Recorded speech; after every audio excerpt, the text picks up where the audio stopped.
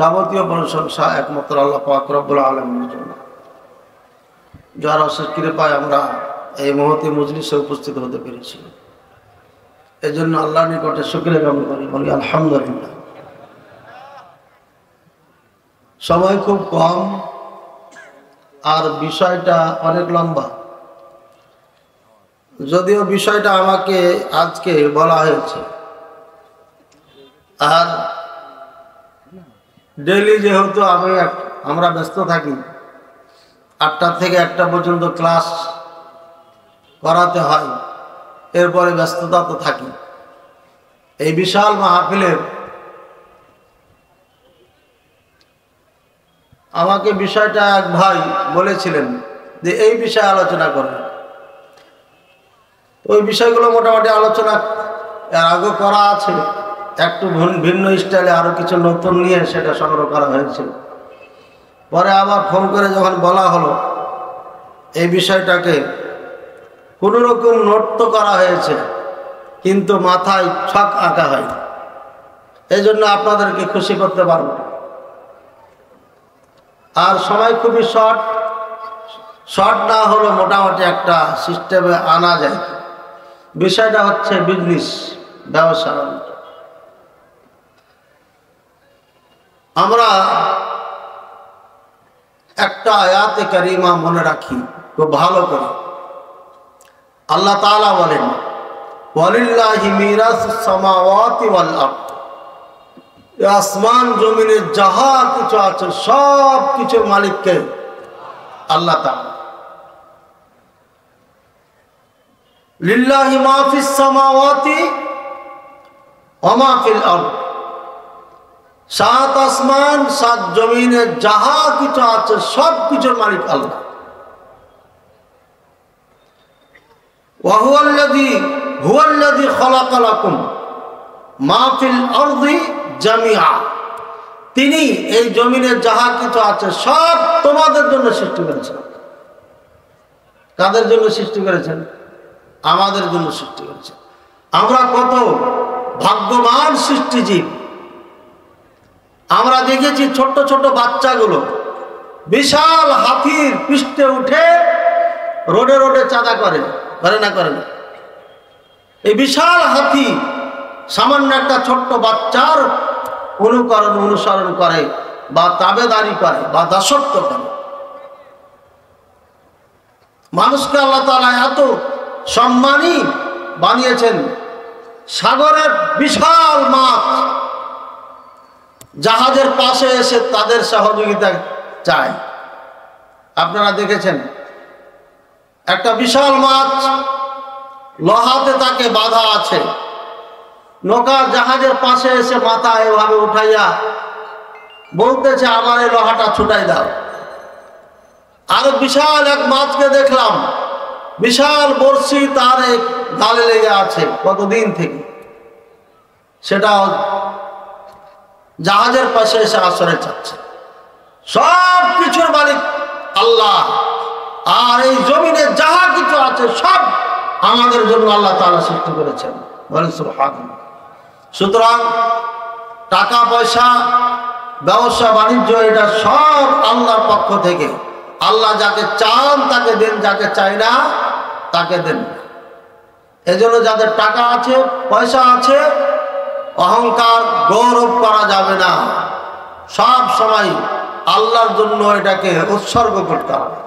আল্লাহর মাল আল্লাহর রাস্তায় ব্যয় করতে হবে। আল্লাহ তাআলা আরো বলেছেন, লা তাজআল ইয়াদাকা মাগলুলাতান ইলা উনুকিকা ওয়া লা তাবসুতহা কুল্লাল বাসত ফাতাকউদা মালুমান মাহসুদা। তোমার হাতকে কৃপণতায় দিয়ে ভরে দিও না, বেঁধে রাখিও না, জড়ো করে রাখো। আর দান করতে করতে একদম ফকির হয়ে যায়। আল্লাহ তাআলা এভাবে বলছেন, সম্পূর্ণ দিও না, আবার হাতকে গুটিয়ে রাখো, অর্থাৎ মধ্যপন্থায় দান করতে থাকো। ভাইয়ের আমার, আল্লাহ তাআলা আমাদের জন্য হালাল ব্যবসা পথ খুলে দিয়েছেন। ইয়া আইয়ুহাল্লাযীনা আমানু লা তাকুলু আমওয়ালাকুম বাইনাকুম বিল বাতিল ইল্লা আন তাকুনা তিজারাতান আন তারাদিম মিনকুম ওয়া লা তাকতুলু আনফুসাকুম ইন্নাল্লাহা কানা বিকুম রহিমা। সূরা নিসা 29 নম্বর আয়াত। বলছেন, হে মুমিনগণ, লা তাকুলু আমওয়ালাকুম বাইনাকুম বিল বাতিল, তোমরা পারস্পরিক ভাবে একজন আরেকজনের মাল অন্যায় ভাবে খেও না। ইল্লা আন তাকুনা তিজারাতান আন তারাদিম মিনকুম, তোমরা যেটা ভক্ষণ করবা সেটা ব্যবসা বাণিজ্যের মাধ্যমে একজন আরেকজন লেনদেন করবে। ওয়ালা তাকতুলু আনফুসাকুম, তোমরা তোমাদেরকে হত্যা করিও না।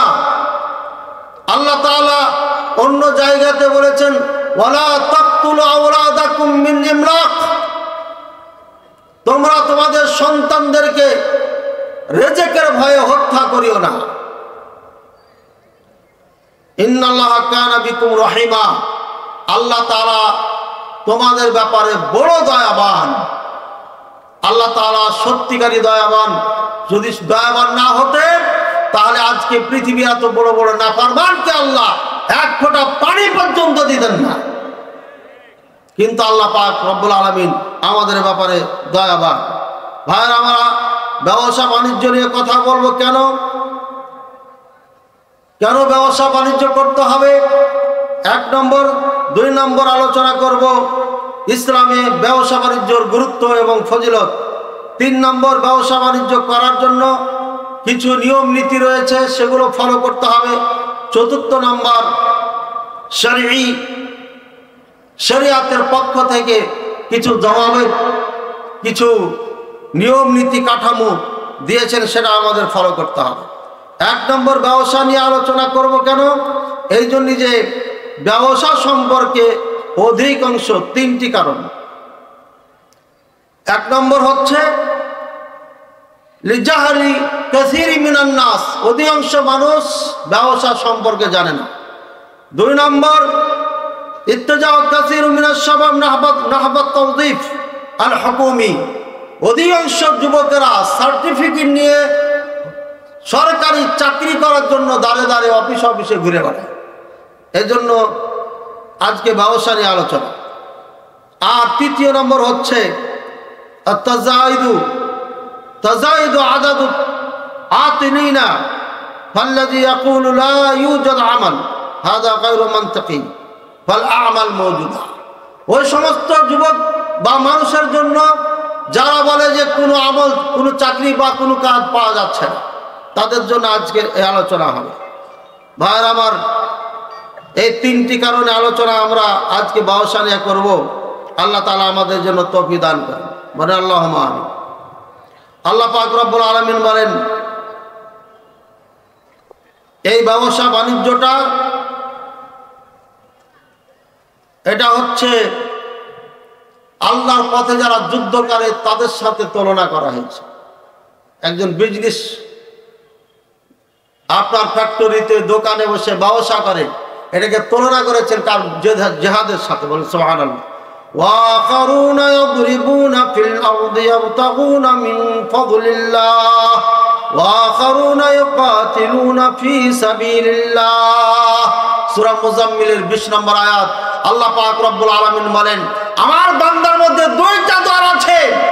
এক দল তারা আল্লাহর পথে যুদ্ধ করে আল্লাহর সন্তুষ্টির জন্য, আর এক দল আল্লাহর পথে আল্লাহর জন্য আপনার ব্যবসা বাণিজ্য করে আল্লাহর খুশি এবং সন্তুষ্টির জন্য। বলেন সুবহানাল্লাহ। এখানে বোঝা যাচ্ছে অনেক ব্যবসায়ী আছে শুধুমাত্র ব্যবসা করে, ধন সম্পদ উপার্জন করে একমাত্র আল্লাহকে খুশি করার জন্য। আর কিছু ব্যবসায়ী আছে তারা দুনিয়ার চাকচিন্য, দুনিয়ার আনন্দ, দুনিয়ার ভালোবাসা, মহাব্বত, সন্তানের ভবিষ্যৎ, ছেলে মেয়ের ভবিষ্যতের জন্য আপনারা এই ব্যবসা করে থাকেন।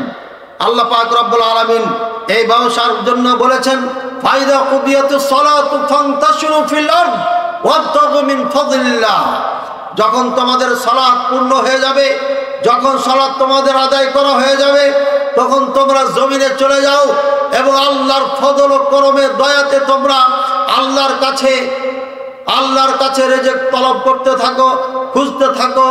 ভাইরা আমার, দেখা গেছে একজন ব্যবসায়ী দোকান তার একদম মার্কেটের পিছনে অথবা 2-3 তলায় ছোট্ট একটা সিঁড়ি আছে, তাই দোকানের কোনো সাইনবোর্ড নাই, কিন্তু তারপরও মানুষ লাইন ধরে ধরে ওই দোকানে যাচ্ছে।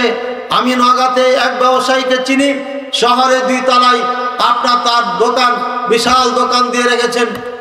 ছোট্ট একটা আপনার ব্রিজ নাকি সিঁড়ি রয়েছে, 8 ফিটও সিঁড়িটা হবে না, আমার মনে হয় 6.5 বা 7 ফিট হবে।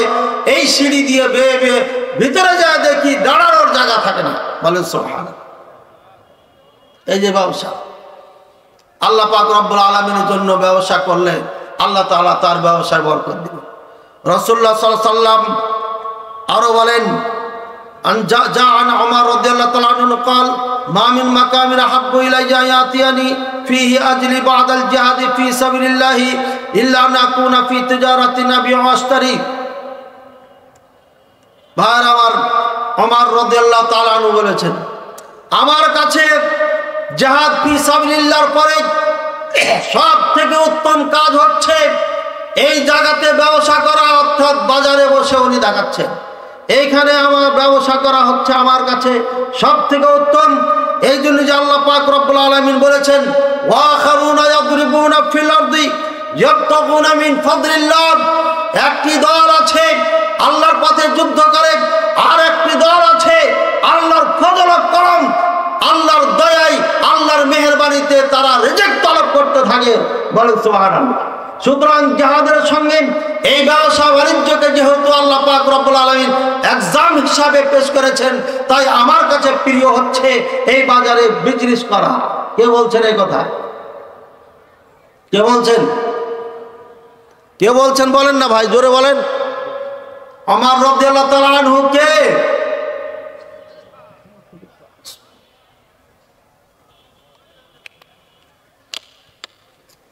সেটা হলো ওমর রাদিয়াল্লাহু তাআলা, খলিফাতুল মুসলিমিন,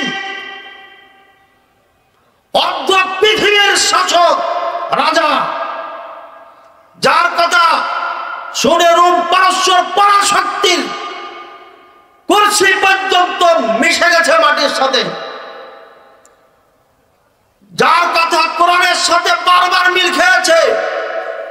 রাসূলুল্লাহ সাল্লাল্লাহু আলাইহি ওয়াসাল্লাম বলেছে, ওমর তুমি যখন কোন রাস্তা দিয়ে চলো, যখন তুমি কোন পথ দিয়ে চলো, তখন শয়তান ওই পথ চেঞ্জ করে পালিয়ে যায়। বলেন সুবহানাল্লাহ। এই হচ্ছে ওমর রাদিয়াল্লাহু তাআলা আনহু, যার দবদবা, যার শওকত, শান গোটা পৃথিবীতে ছড়িয়ে ছিটিয়ে আছে, যার ভয়ে কাফেরদের কলিজা 1000 কিলোমিটার দূর থেকে কাঁপে, এমন খলিফাতুল মুসলিমিন এই ব্যবসা করছেন। রাসূলুল্লাহ সাল্লাল্লাহু আলাইহি ওয়াসাল্লামের শ্বশুর রাসূলুল্লাহ সাল্লাল্লাহু আলাইহি ওয়াসাল্লামের সব সময় বাম হাতে থাকতেন, আর আবু বকর রাদিয়াল্লাহু তাআলা আনহু ডান দিকে থাকতেন। অর্থাৎ মহা বড় উজির দুইজন রাসূলুল্লাহ সাল্লাল্লাহু আলাইহি ওয়াসাল্লামের পরামর্শদাতা, সব সময় বডিগার্ডের কাজ করেছেন, পরামর্শ দিয়েছেন, রাষ্ট্র পরিচালনা করেছেন, দাওয়াত পরিচালনা করেছে, গোটা বিশ্বের শাসনের চিন্তা ভাবনা করেছেন। এই দুইজন সাহাবী এনারা ব্যবসা করে খাচ্ছেন। আর আমাদের দেশের নেতা তো দূরের কথা, যারা নেতার চামচা হয়, মূর্খ না, খানায় পড়া নাই। কয়েকদিন আগে দেখেছি ন্যাংটা হয়ে বাজার বাজার ঘুরে বেড়াইতো, পরনে ভালো কাপড় ছিল না, পায়ে জুতা তো দূরের কথা, 30 টাকার স্যান্ডেল পর্যন্ত ছিল না। এই নেতার পিছে ঘুরতে ঘুরতে দেখা গেল মোটর সাইকেলের মালিক হয়ে গেল, হতে হতে বাড়ির মালিক হয়ে গেল, হতে হতে বিশাল বাগানের মালিক হয়ে গেছে। এ এখন জমিদার, 10 বছর পরে এই এলাকার ওই নেতা হয়ে যায়। ঠিক কিনা ভাইয়ের আমার? রাসূলুল্লাহ সাল্লাল্লাহু আলাইহি ওয়াসাল্লাম বলেছেন, কিয়ামতের আগে আগে তোমাদের যে নেতা হবে সুফাহাউল আহলাম, এরা হবে বেয়াকুব মার্কা লোক, এদের আকল বুদ্ধি থাকবে না। কেমনে? আমাদের নেতাদের আকল নাই, কি বলেন? আকল নাই, জ্ঞান নাই, আছে? তাহলে কোরআন মিথ্যা, হাদিস মিথ্যা হয়ে গেল, যা মিথ্যা হয়ে গেল না? জিনা মিথ্যা হয় নাই। আবু জাহল, উতবা, সাইবা, আবু সুফিয়ান যখন কাফের ছিল, আবু সুফিয়ান, উতবা, সাইবা এরা কাফের, এদেরকে বলেছেন আল্লাহ তাআলা এরা জাহেল, এরা মূর্খ। অথচ সেই সময়কার তারা পণ্ডিত ছিল, কারণ আল্লাহ প্রদত্ত বিধান এরা জানতো না।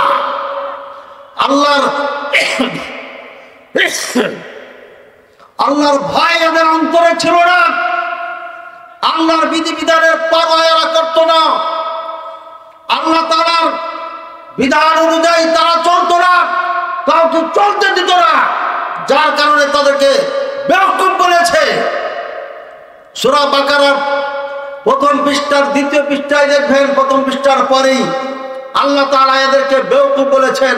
ভাইরা আমার, সুতরাং যারা কোরআন সুন্নাহ মানে না, যাদের আকল থাকা সত্ত্বেও বুঝে না, যাদের চোখ থাকা সত্ত্বেও দেখে না, যাদের কান থাকা সত্ত্বেও শুনে না, এদেরকে বলছে উলাইকা কাল আনাম, এরা হচ্ছে চতুষ্পাদ জন্তুর মতো।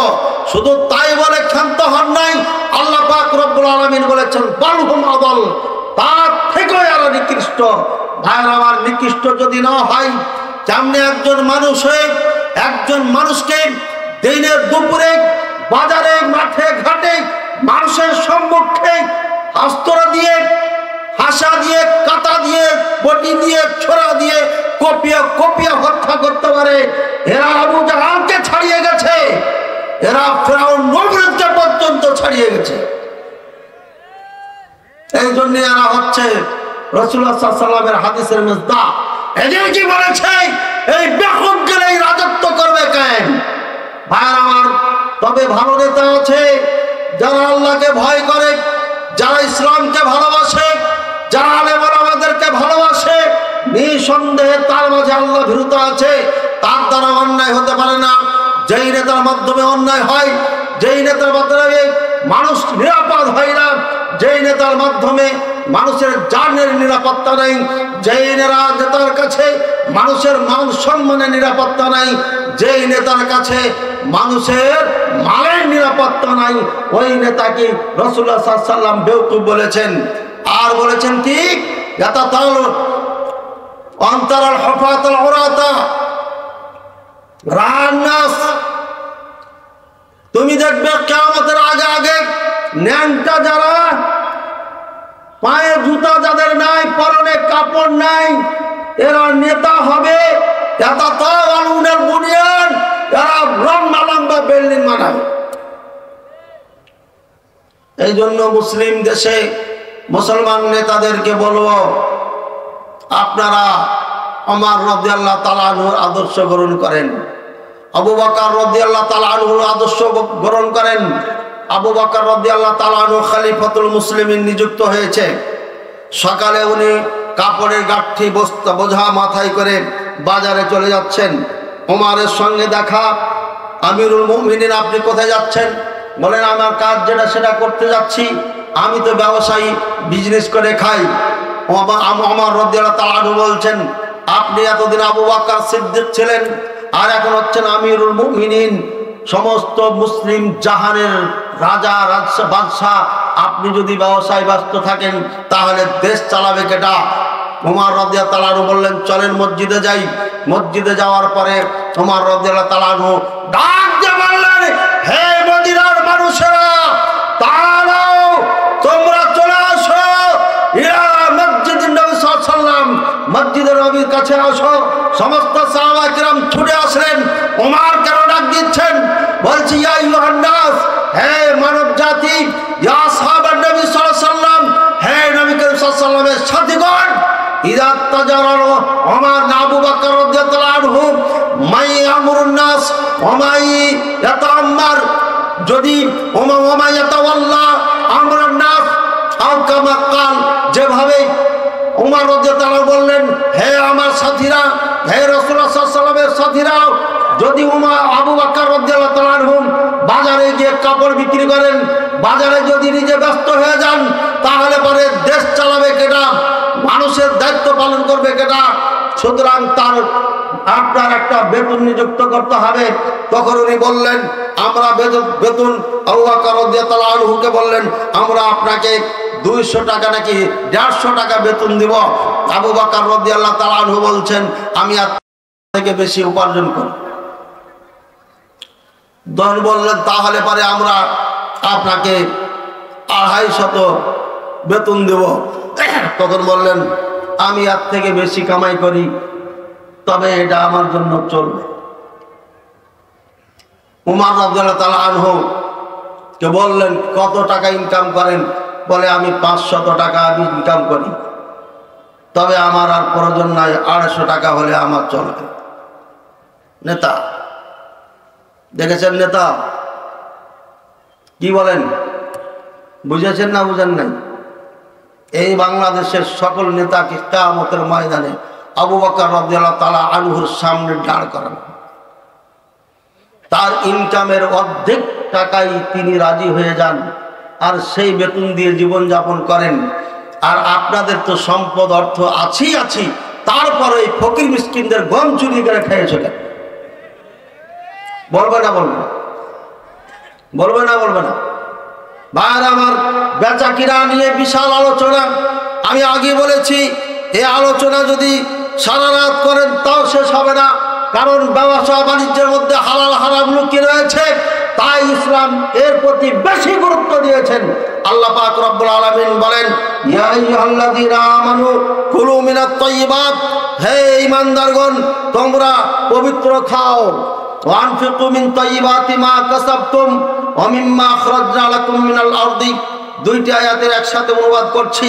হে ঈমানদারগণ, আনফিকু মিন তাইয়্যিবাতি মা কাসাবতুম, তোমরা যে পবিত্র রিজিক কামাই করেছো, উপার্জন করেছো, এখান থেকে তোমরা খরচ করো। ওয়া মিম্মা আখরাজনা লাকুম মিনাল আরদ, জমিন থেকে যে ফসল দিয়েছি সেখান থেকে তোমরা আপনার কি করো? খরচ করো। আল্লাহ রাসূল সাল্লাল্লাহু আলাইহি ওয়াসাল্লাম আমাদেরকে বহুত বার এভাবে আল্লাহ তাআলা নিজে বলেছেন, এক জায়গা নেই, বহু, মানে এখানে অভাব নাই।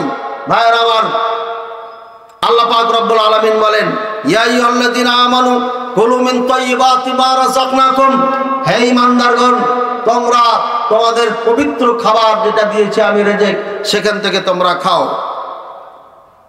ইয়া আইয়ুহাল্লাযীনা আমানু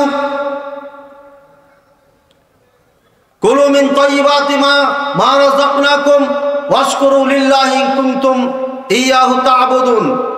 আর যদি তোমরা সত্যিকারে আল্লাহর ইবাদত করে থাকো, তাহলে তোমরা আল্লাহর শুকরিয়া জ্ঞাপন করো।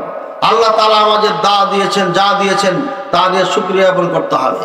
আল্লাহ পাক আরো বলেন, ইয়া আইয়ুহার রাসূল কুলু মিনাত তাইয়্যিবাত ওয়া'মালু সালিহা ইন্নী বিমা তা'মালুনা আলিম। সূরা মুমিনুন 51 নম্বর আয়াত। হে রাসূলগণ, আপনারা তাইয়্যিবাত পবিত্র খানা খান, ওয়া'মালু সালিহা নেক আমল করুন, ইন্নী বিমা তা'মালুনা আলিম, তোমরা নিশ্চয় আমি তোমরা যা আমল করো সে ব্যাপারে জ্ঞাত। আল্লাহ পাক রব্বুল আলামিন সমস্ত রাসূলকে বলছেন, হে নবীগণ, হে রাসূলগণ, আপনারা পবিত্র খান। আল্লাহ তাআলা তাই আমাদেরকে আদেশ করছেন, হে ঈমানদারগণ, তোমরা পবিত্র খাও। আল্লাহ তাআলা আরো বলেন, ওয়াল্লাযীনা কাফারু ইয়াতামাত্তাউনা ওয়া ইয়াকুলুনা কামা তাকুলুল আনআমু ওয়ান নারু মাসওয়াল লাহুম। সূরা মুহাম্মদ 12 নম্বর আয়াত। নিশ্চয়ই ওই সমস্ত মানুষ, আল্লাযীনা কাফারু, যারা কাফের, ইয়াতামাত্তাউনা, তারা এই দুনিয়া আনন্দ ভোগ করে, উপভোগ করে দুনিয়াকে, ওয়া ইয়াকুলুনা, আর তারা খায়, কামা তাকুলুল আনআম, যেভাবে চতুষ্পাদ জন্তু খায়। ভাইয়ের আমার, মানুষকে দেখবেন বিয়ে বাড়িতে যায় না? বিয়ে বাড়িতে যাওয়ার পর এমন খাওয়া খায় যে শার্টের মনে হয় বুদামটাও মনে হয় ছিঁড়ে চলে যায়। কি বলেন, খাই কি খাই না?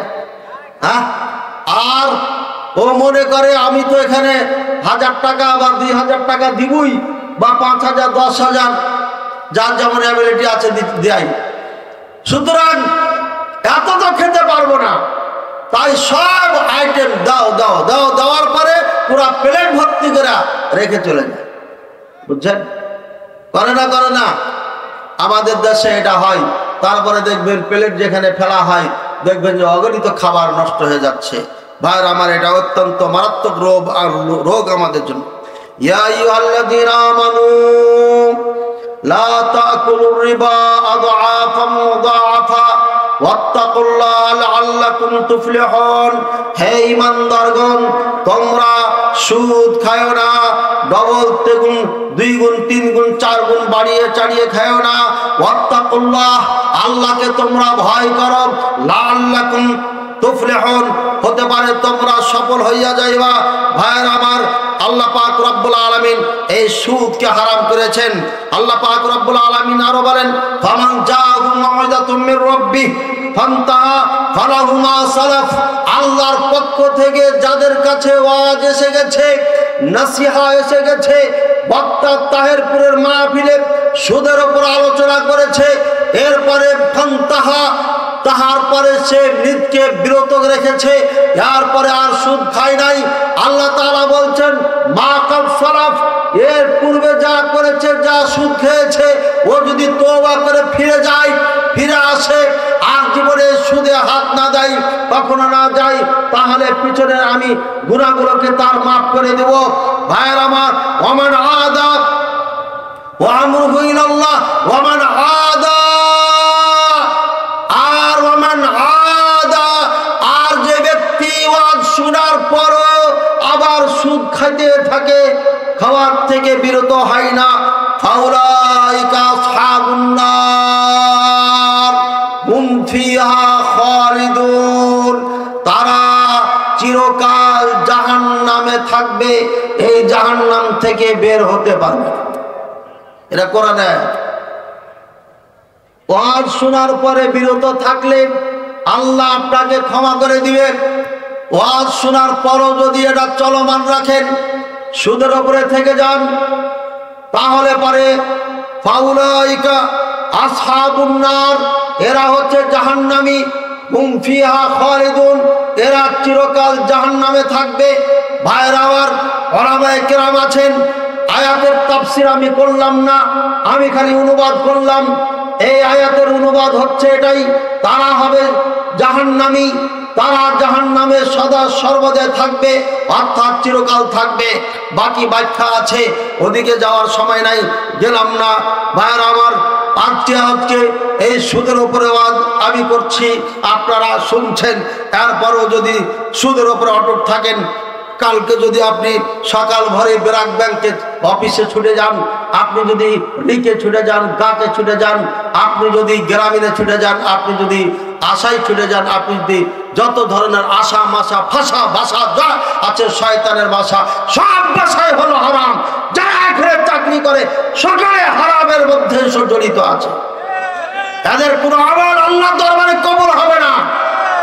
এরা আজকে ওয়াজ শোনার পরে চাকরি যদি ছাড়তে না পারে, এরা হচ্ছে জাহান্নামী, এরা চিরকালে জাহান্নামী থাকবে। যদি এই কথা সত্য না হয়, তাহলে কোরআন মিথ্যা হয়ে যাবে। আল্লাহ পাক রব্বুল আলামিন এদেরকে বুঝার তৌফিক দান করুন। ইয়া আইয়ুহাল্লাযীনা আমানু ইত্তাকুল্লাহা ওয়া যারু মা বাকিয়া মিনার রিবা ইন কুনতুম মুমিনিন। হে মুমিনগণ, তোমরা আল্লাহকে ভয় করো আর সুদ ছেড়ে দাও যদি তোমরা মুমিন হও। ফাইলাম তাফালু, যদি না ছাড়ো, ফাযানু বিহারবিন মিনাল্লাহি ওয়া রাসূলিহি, তাহলে তুমি আল্লাহ এবং আল্লাহর রাসূলের সাথে যুদ্ধ ঘোষণা করে দিলা। কি নাউজুবিল্লাহ বলবেন না? আপনার দোকান সুদের টাকা না হলে চলে না, দোকান দিলেই সুদের উপর টাকা নিতে হবে। ভালো করে আওয়াজটা শুনেন।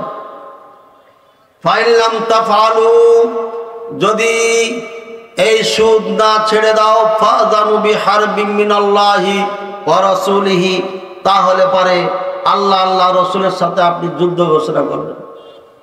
আল্লাহ আল্লাহ রাসূলের সাথে যুদ্ধ ঘোষণা করে আপনি জান্নাতে যাবেন? বলেন। বলে আমাদের বড় বড় জাহাজ আছে, কি বলেন? জাহাজ টিকবে না। আল্লাহর সাথে যুদ্ধ ঘোষণা করেছেন, রসুলের সাথে যুদ্ধ ঘোষণা করেছেন, সুতরাং আল্লাহ আপনাকে ছাড়বেন। আল্লাযীনা ইয়াকুলুনা রিবা আযাফাম আল্লাযীনা ইয়াকুলুনা রিবা লা ইয়াকুমুনা ইল্লা কামা ইয়াকুমুল্লাযী ইয়াতাখাব্বাতু শাইতান মিনাল মাসসি যালিকা বিআন্নাহুম ক্বালু ইন্নামাল বাইউ মিসলুর রিবা ওয়া হাল্লাল্লাহুল বাইআ ওয়া হাররামার রিবা। ভাইরা আমার, আল্লাহ পাক রব্বুল আলামিন বলছেন ইন আল্লাযীনা ইয়াকুলুনা রিবা, যারা সুদ খায়। সুদ মানে বুঝেন তো? 5 লাখ টাকা যদি 5 বছরের জন্য রাখেন, 10 বছরের জন্য রাখেন, তাহলে 10 বছর পর 5 আপনার 10-এ পরিণত হয়ে যাবে। ডাইরেক্ট সুদ, ডাইরেক্ট হারাম। 1 পয়সা যদি বেশি আপনি নেন তাও হারাম। সুতরাং যেই ব্যাংক, যেই বিজনেস সেন্টার, কোম্পানি এই কাজগুলো করে তাদের সাথে লেনদেন করা হারাম, জায়েজ নাই। আল্লাহ পাক রব্বুল আলামিন বলছেন যারা খায় লা ইয়াকুমুনা, এরা কিয়ামতের দিন দাঁড়াতে পারবে না। কেন পারবে না? এদের পেট হবে কাল বুয়ুত, ঘরের মতো বিশাল বড় হবে, ওই পেটের মধ্যে আগুন জ্বলবে। বলেন নাউজুবিল্লাহ। এত বড় পেট নিয়ে দাঁড়াতে পারবেন? বিশাল ঘরের মতো বড় বড় পেট হয়ে যাবে, দাঁড়াবে। ইল্লা কামা ইয়াকুমুল্লাযী ইয়াতাখাব্বাতু শাইতানু মিনাল মাস, কোন ব্যক্তিকে জিন আসর করলে পারে যেমন দাঁড়ায় আর পড়ে যায়, এমনই ভাবে দাঁড়াবে আর পড়ে যাবে। যালিকা বিআন্নাহুম ক্বালু, এই শাস্তি তাদেরকে এই জন্য দেওয়া হবে, তারা বলতো ইন্নামাল বাইউ মিসলুর রিবা, তারা বলবে ভাই বেচা কিনা এটা তো সুদের মতোই, আমার টাকা দিয়ে তারা ব্যবসা করছে, আমার টাকা দিয়ে তায়েরপুর আপনার বাজারে জমি ক্রয় করেছে 10 কাঠা, এই 10 কাঠা জমি 1 বছর পরে 10 লাখের জায়গায় 20 লাখ টাকা কাঠা হয়ে গেছে, আমার টাকা দিতে হয়েছে, সুতরাং আমার টাকা দিয়ে যেহেতু লাভ হলো আমি নিলাম, তো সুদ কেন হলো? আল্লাহর বুঝার আগে বুঝার উপরে আপনার বুঝ। আল্লাহ যেটা বুঝেছেন, নাউজুবিল্লাহ এইভাবে বলা ঠিক না, তারপরে বুঝানোর জন্য বলছি। মানে আল্লাহ থেকে আপনি বেশি পণ্ডিত, এটা বুঝাচ্ছেন আপনি। নাউজুবিল্লাহ। আল্লাহ বলছেন এটা রিবা, এটা সুদ, আর আপনি বলছেন না আরে বেচা কিনার মতই তো, এটা ব্যবসার মতই তো, আমার টাকা ব্যবসা করে যেমন বাড়ে এটা বাড়েছে, কি হয়েছে?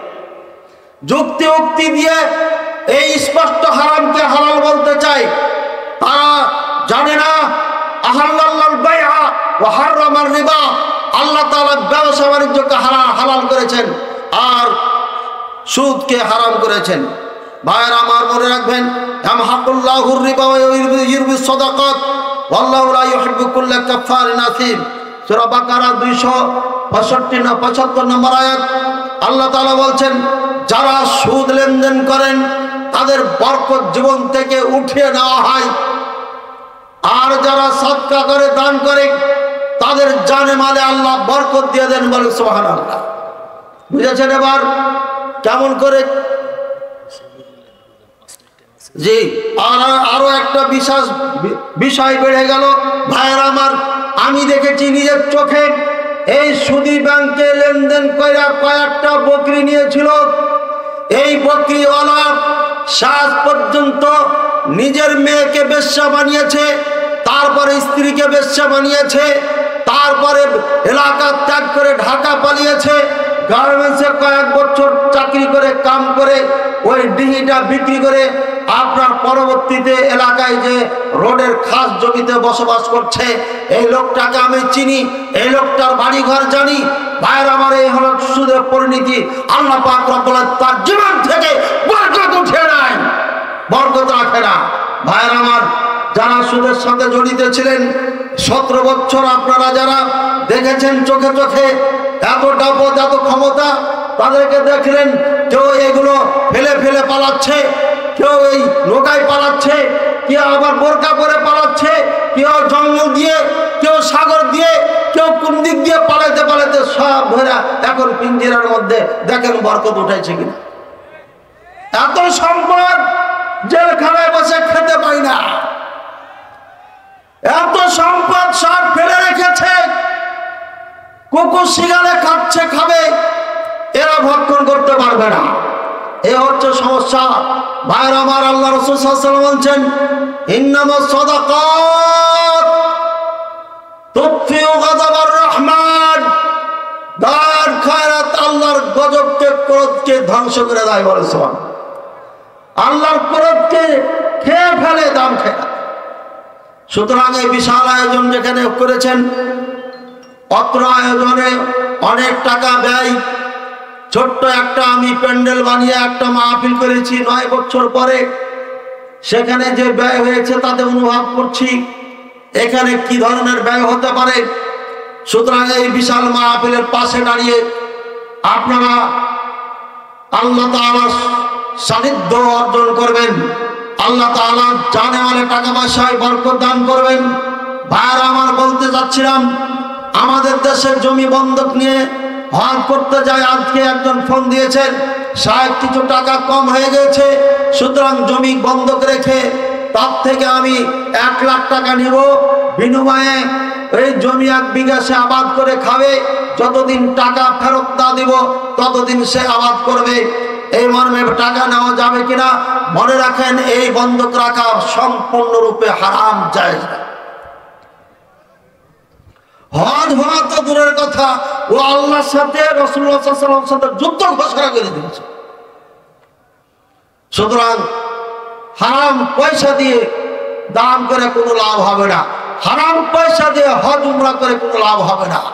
ভাইরা আমার, যেটা আপনি উপার্জন করছেন এখান থেকে আল্লাহর জন্য খরচ করবেন। 10টা 5 পর্যন্ত সময় দেওয়া হয়েছিল, 10টা 5 একদম ঘড়িতে বেজে গেছে। সুতরাং আমার ভাঙ্গা গলা দিয়ে যা বললাম এটা আল্লাহর অশেষ রহমত। সপ্তাহখানেক থেকে গলা সাথে যুদ্ধ চলছে। কত ফ্লাক্স ভর্তি ভর্তি চা খেলাম, কিন্তু কাম হচ্ছে না।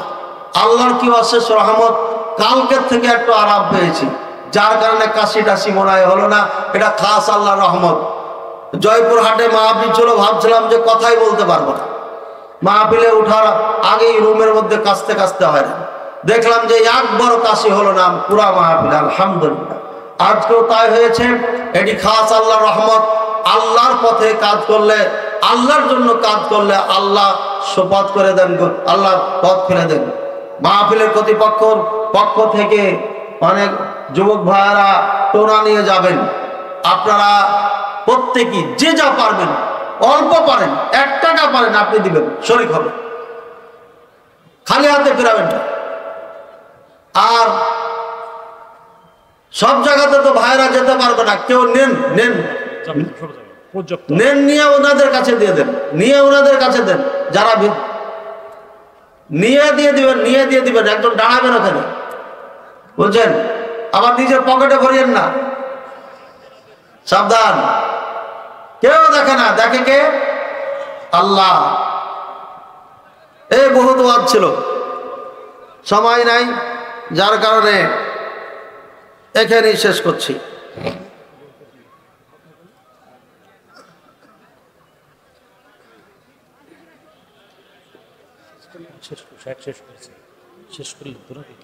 শেষ করে সময় হয়ে গেছে। আর যদি বলেন চালান তাহলে চালান। যে সম্মানিত দিনী ভাই বোনেরা, আলোচনা শেষে আপনাদের কাছে একটা আবদার করে যাচ্ছি, আপনারা আমার জন্য দোয়া করবেন। আর আমার 3টি মাদ্রাসা আছে, নওগাঁয় বালক বালিকা, আর রাজশাহী নওদাপাড়া বাস টার্মিনালের পাশে আপনাদের রোড দিয়ে যাইতে সরকার পার করে ডানে 5তলা বিল্ডিংয়ের দারুস সুন্নাহ সালাফিয়া। আলহামদুলিল্লাহ, এই মাদ্রাসা দারুস সুন্নাহ সালাফিয়া বাংলাদেশের মাটিতে বিজ্ঞ যোগ্য আলেমে দিন উপহার দিবি ইনশাআল্লাহ। আর এটা একদম পরীক্ষিত। আমার মাদ্রাসার ছাত্ররা ঝড়ের বেগে বুলবুল পাখির মতো গ্রামারের কিতাব পড়ে শুনিয়ে দিব আপনাকে। এটা শুধুমাত্র দারুস সুন্নাহ সালাফিয়াই পেরেছে এবং সামনে এবছরও ইনশাল্লাহ সেটা দেখাবো। আগামী মাহফিলে প্রমাণ পাবেন। লেখাপড়া যদি এখানে ভালো না করাতে পারি রাজশাহীর মাটিতে, তাহলে পরে মাদ্রাসা বন্ধ করে দেব। আগে ঘোষণা দিয়েছি, মাদ্রাসা যখন শুরু করি তখনই ঘোষণা দিয়েছি। আপনারা প্রত্যক্ষভাবে নিজে যে একবার দেখে আসবেন আমাদের মাদ্রাসার লেখাপড়ার গতিবিধি কেমন, দেখলেই বুঝতে পারবেন। মাদ্রাসার গেটে পা দিলে বুঝতে পারবেন মাদ্রাসায় লেখাপড়া কেমন ঢঙ্কার, এটা অনুভব করতে পারবেন ইনশাআল্লাহ। এবার তো ছাত্র জায়গা দিতে পারছি না, ভাড়া বিল্ডিং একদম কানায় কানায় লোড হয়ে গেছে। এই জন্য আপনারা দোয়া করবেন আল্লাহ যেন একটা সুন্দর ব্যবস্থা করে দেন, বলেন আমিন। ওয়া সাল্লাল্লাহু আলা নবিয়িনা মুহাম্মদ ওয়া আলা আলিহি ওয়া সাহবিহি ওয়া সাল্লাম। সুবহানাকাল্লাহুম্মা